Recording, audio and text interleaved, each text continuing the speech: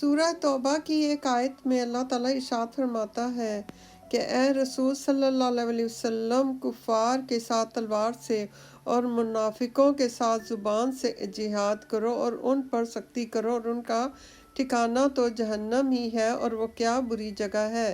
یہ منافقین خدا کی قسمیں کھاتے ہیں کہ کوئی بری بات نہیں کہی، حالانکہ ان لوگوں نے کفر کا کلمہ ضرور کہا اور اپنے اسلام کے بعد کافر ہو گئے اور اس بات پر قابو نہ پا سکے، اسے ٹھان بیٹھے۔ ان لوگوں نے مسلمانوں سے صرف اس وجہ سے عداوت کی کہ اپنے فضل و کرم سے خدا نے اور اس کے رسول صلی اللہ علیہ وسلم نے انہیں دولت مند بنا دیا ہے، تو ان کے لیے اس میں خیر ہے کہ یہ لوگ اب بھی توبہ کر لیں۔ اگر یہ نہ مانیں گے تو خدا دنیا اور آخرت میں دردناک عذاب نازل فرمائے گا اور تمام دنیا میں ان کا نہ کوئی حامی ہوگا اور نہ کوئی مددگار۔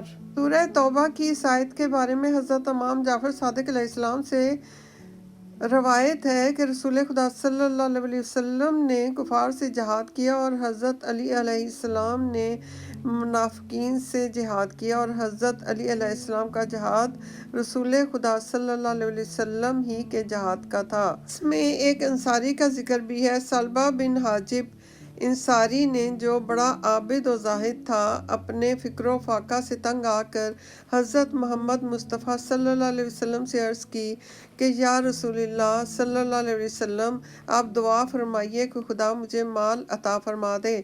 آپ صلی اللہ علیہ وسلم نے فرمایا، اس سے درگزر کر۔ وہ انصاری بہت نیک اور پرہیزگار تھا۔ حضرت محمد مصطفیٰ صلی اللہ علیہ وسلم نے اس کے لیے دعا نہ کرنا چاہی، مگر وہ شخص نہ مانا۔ آپ حضرت محمد مصطفیٰ صلی اللہ علیہ وسلم نے اسے بہت منع کیا، مگر وہ نہ مانا اور دوبارہ کہنے لگا کہ میں نے خدا سے عہد کیا ہے کہ اس کے تمام حقوق ادا کروں گا، قرابت داروں کا خیال رکھوں گا اور کسی میں کمی نہیں کروں گا۔ غرض آپ صلی اللہ علیہ وسلم نے اس کی خواہش کے مطابق دعا کی۔ پھر کیا تھا، دعا مستجاب ہوئی اور دولت دن دگنی رات چگنی بڑھنے لگی۔ اس نے جو دمبیاں اور بکریاں پال رکھی تھیں، اس قدر افزائش ہوئی کہ مدینہ میں رکھنے کی جگہ نہ رہی، صحرا میں رہنے لگا، اور اب اتنی بھی فرصت نہیں تھی کہ نماز جماعت میں حاضر ہو سکے، یہاں تک کہ نماز جمعہ میں بھی اس نے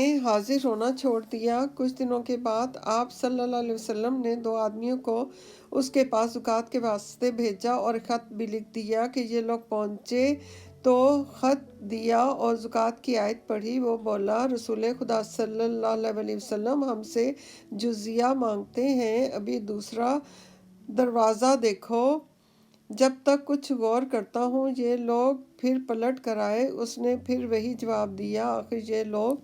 آخر یہ لوگ پلٹ کر حضرت محمد مصطفیٰ صلی اللہ علیہ وسلم کی خدمت میں حاضر ہوئے۔ اللہ تعالیٰ نے ارشاد فرمایا، اور ان منافقین میں سے بعض ایسے بھی ہیں جو خدا سے قول و قرار کر چکے تھے، اگر ہمیں اپنے فضل و کرم سے کچھ مال دے گا تو ہم ضرور خیرات کیا کریں گے اور نیکوکار بندے ہو جائیں گے۔ تو جب خدا تعالیٰ نے اپنے فضل و کرم سے انہیں عطا فرمایا تو لگے اس میں بخل کرنے اور یہ کہ منہ پھیرنے، پھر اس کے خمیازے میں اپنی ملاقات کے دن قیامت تک ان کے دلوں میں گویا خود نفاق ڈال دیا، اس وجہ سے کہ ان لوگوں نے جو خدا سے وعدہ کیا تھا اس کے خلاف کیا، اور اس وجہ سے کہ جھوٹ بولا کرتے تھے۔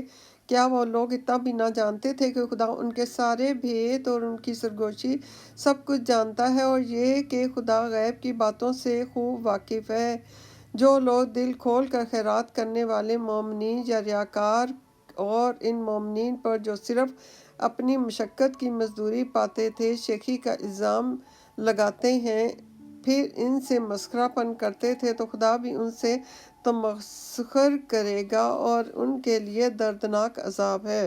حضرت محمد مصطفیٰ صلی اللہ علیہ وسلم نے اس آیت کے بعد فرمایا، وائے ہو سلبیہ پر، اور ایک شخص بھیجا کہ یہ آیت سلبیہ کے سامنے پڑھ کر سنا دو۔ جب اس نے سنا تو گھبرایا ہوا حضرت محمد مصطفیٰ صلی اللہ علیہ وسلم کے پاس آیا اور عرض کی کہ آپ کا اختیار ہے کہ جس طرح چاہیں خرچ کریں۔ آپ صلی اللہ علیہ وسلم نے فرمایا، تو نے زکوٰۃ کو جزیہ کہا، اب میں تیری زکوٰۃ نہ لوں گا۔ اسی اثنا میں آپ صلی اللہ علیہ وسلم نے وفات پائی۔ اس کے بعد صلبہ حضرت ابوبکر سے زکوٰۃ لینے کا خواہشگار ہوا، انہوں نے بھی انکار کر دیا۔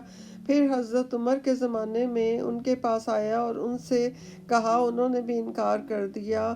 اس طرح وہ حضرت عثمان کے زمانے میں آیا تو حضرت عثمان نے اس کی زکوٰۃ کو قبول کر لیا۔ اس دور میں منافقین اس فکر میں رہتے تھے کہ کوئی گرفت کا موقع ملے، مومنین جو صدقہ خیرات دیتے وہ آپ کے پاس آتا، کسی کا کم ہوتا تو کسی کا زیادہ۔ منافقین دونوں کی ہنسی اڑاتے، جو زیادہ صدقہ خیرات دیتا اسے کہتے کہ وہ شیخی بھگا رہا ہے، اور جو کم دیتا اسے کہتے کہ ریاکار ہے۔ اللہ نے فرمایا کہ اے رسول، خواہ تم ان منافقوں کے لیے مغفرت کی دعا مانگو یا ان کے لیے مغفرت کی دعا نہ مانگو، ان کے لیے برابر ہے۔ تم ان کے لیے 70 بار بھی مغفرت کی دعا مانگو گے تو بھی خدا ان کو ہرگز نہ بخشے گا۔ یہ سزا اس سبب سے ہے کہ ان لوگوں نے خدا اور اس کے رسول صلی اللہ علیہ وسلم کے ساتھ کفر کیا ہے، اور خدا بدکار لوگوں کو منزل مقصود تک نہیں پہنچایا کرتا۔